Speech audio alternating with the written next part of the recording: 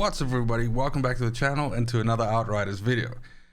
A short quick discussion I wanted to have today, now that we're entering into the kind of period again when not a lot of people are playing Outriders. We're all waiting for the DLC to come out, and so it's highly likely that you're going to struggle matchmaking with people now if you don't have buddies to play with, and that you might be playing the game solo a lot.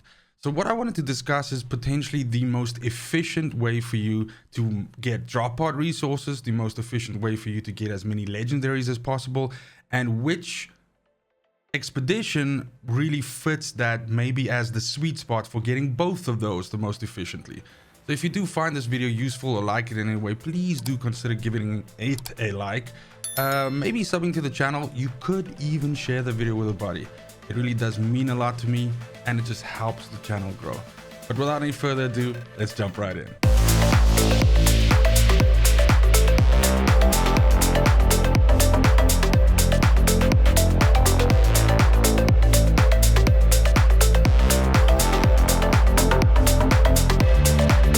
So as mentioned, when we're looking at drop pod resources, you want to be doing the most efficient farm of that, because you either looking to use drop pod resources to upgrade your gear to get you to gear level 50, or you want to be using those drop pod resources to re-roll Thiago as many times so that you can get missing gear pieces that he might potentially offer you up after a re-roll.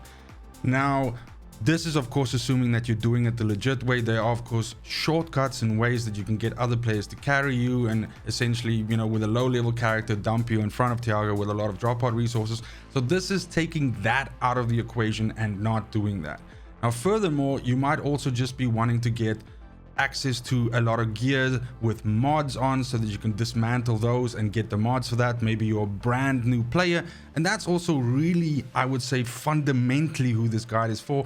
I don't think I'm telling anybody that's familiar with the game or that has played the game for a while anything new, and so this is really geared towards new players that are starting out, or really super casual players that are sort of taking their time through the game. Maybe they have 1 or 2 characters complete and have now decided to do the other 2 characters while we all patiently await the DLC.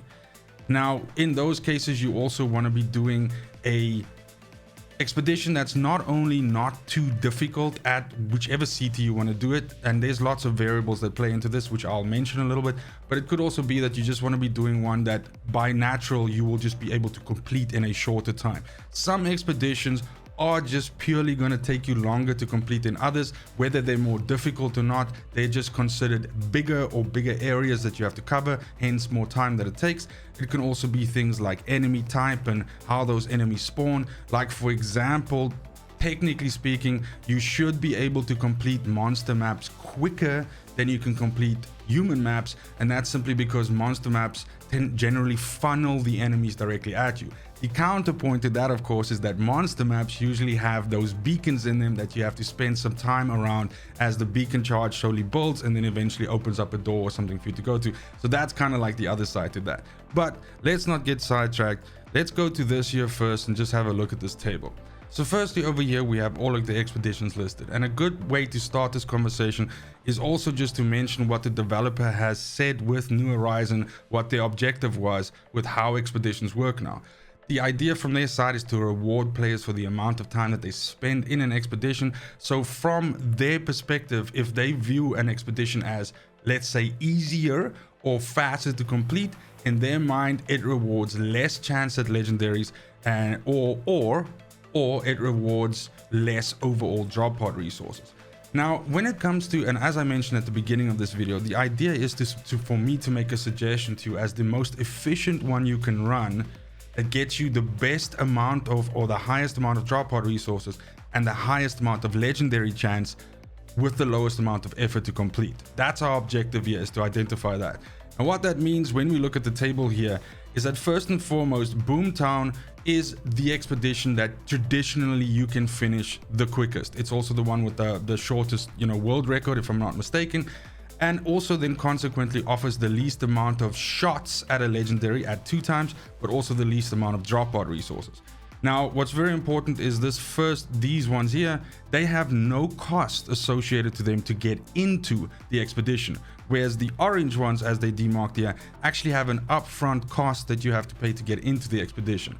So for the sakes of our, experiment here, or our discussion, we're going to go ahead and eliminate these, because even though you can get more from, in some cases, in terms of drop pod resources from them, the bottom line is these also are the reason why they cost drop pod resources, is they're kind of like considered to be advanced expeditions. And while you as a player might be able to do them very efficiently, I would say the average player or the average newcomer to this game will find these to be some of the more difficult expeditions. So let's go ahead and eliminate those. And then let's also eliminate Boomtown, because again, while Boomtown is supposed to be the quickest one to complete, it has the lowest overall reward threshold, and also sometimes Dr. Detonator can be a bit of a prick and you do have a bit of a problem with him near the end. So that really leaves us with these ones here. Now of this, the list comprises basically of Frontline, Chemplant, Marshland Caverns, Mountain Outpost, Molten Depths, Archways of Enoch, Paxian Homestead, Stargrave, Heart of the Wild, and Time-Worn Spire. Now already here, if you are a regular player of the game, you will recognize that these are generally also considered the fan favorite expeditions, and the ones that most players tend to do most often, because they tend to be either easier to complete or have a favorable collection of enemies that you fight, maybe not a boss at the end. Like for example, Frontline, one of the reasons Frontline is a little bit of a scary one for people is the boss fight against Moloch at the end sometimes gives players a problem. Now when you play in co-op or trio scenarios, it's less of a daunting experience, because you do have this opportunity of getting picked up by your buddies, and so it seems like it's more doable and therefore less scary. But if you are playing solo, you could spend the 4 or 5 minutes or whatever to get to Moloch, and then unfortunately through a bad turn of events or whatever, he resists a skill of yours, you don't get enough healing, anything like that, he hits you with a double fireball while teleporting onto you, and that's all she fucking wrote, and you got to start over again. So again, looking at this list here, we can see that the ranges of drop pod resources, 40 kind of seems to be the average. You have something like Heart of the Wild, which goes all the way up to 50. Time-Worn Spire is 47,600. But yeah, generally speaking, nothing dips below 40 except for Stargrave. This has always perplexed me a little bit, because this would somehow denote that Stargrave is easier than Chemplant, for instance, if we look at the drop pod resources here, or it would denote that Stargrave can be completed faster than Chemplant. And I don't think that's true in either one of the cases. I think if you farm both of those efficiently, your Chemplant finishes should be quicker than Stargrave. And secondly, Stargrave has a combination of human enemies and monster enemies, and has a behemoth in it, has a broodmother in it, has flyers in it, so it just has like some challenging enemies for new players that sometimes might give them a little bit of a problem. And at CT15s actually have some damage spikes, which might be problematic.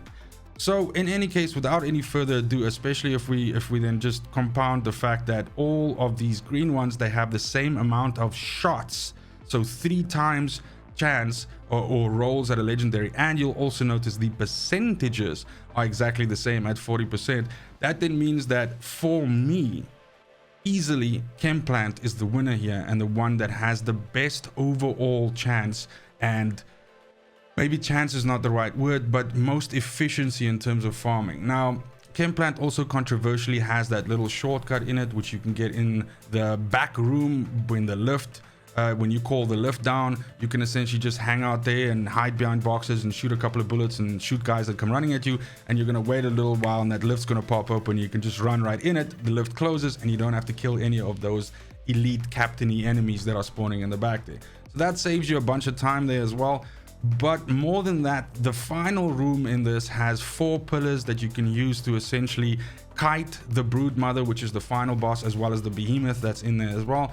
And it generally just seems like it's a more new player friendly expedition, but at the same time also having some really nice fight scenes, and going into that warehouse with all the enemies showing up and the lift coming up and then coming out. It really is a good showcase as well, and allows you to practice dealing with big groups of enemies. It's a great way for you to practice burning stuff down with huge AoE skills and everything like that.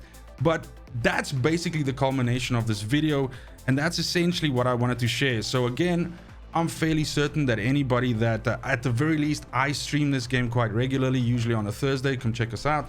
And anybody that I run with will always know that if I can pick Chem Plant, I tend to pick Chem Plant. It's just because it's a relatively easy, you know, expedition to learn in terms of spawn points and everything like that. Like I said, it's not too difficult. And it has this great middle point of 40k drop pod resources and 3 chances at essentially legendary items. And then the point is that most groups or most solos can complete it somewhere between, I believe the world record is like 3.5 minutes or something like that. With a Pyromancer, by the way, when I'm talking about world records in this case, I usually use Pyromancer as kind of like the barometer for that.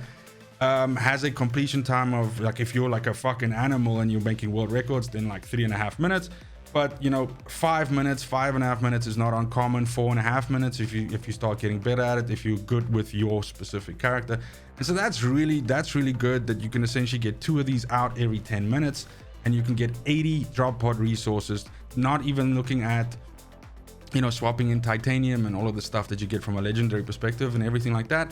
You can get 80 drop pod resources, 80k drop pod resources every 10 minutes. But that's it. I hope this helps on anybody that's looking for the most efficient way to just solo grind this game. You got no buddies, you got nobody that can help you out. But at the same time, look in the description of this video. There is a link to my Discord. It is an extremely active Discord in gaming communities as a whole. We don't just cover Outriders, but most of the people on that Discord are quite avid Outriders players. And generally speaking, you can usually ask there for, hey guys, want to swap a carry? Can, you know, you help me, I help you, something like that. And then of course, as mentioned, I do have this regular Thursday night session where we hang out together and we do community carries and we help people get CT15s. And mostly we just enjoy this game while we wait for the DLC. That's it for the video. Thank you so much for watching, especially if you made it this far. It's just super important to me that you have a fantastic morning, a great afternoon, and a super awesome evening wherever you are in the world.